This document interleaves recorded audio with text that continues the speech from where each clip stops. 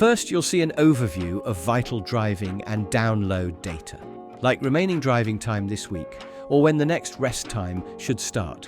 Additionally, each panel has an explanation of why the respective data is important to track to comply with EU regulations. Under the panels, you can also see the last and next download dates, as well as the driver card's expiration date. Further below are the latest infringements and their severity levels. Underneath, you can find more details to learn and avoid violations in the future. For a full infringement history, click here and select the desired time period. Moving on to the next section, the activity graph. Here, you can check driving activities week by week or day by day. It's an easy way to see how much time was spent driving, working, or resting, as well as when each activity or any infringements occurred. By clicking on it, you can get more details by zooming in or leave comments on infringements. Next up, there's the work hour tracking section.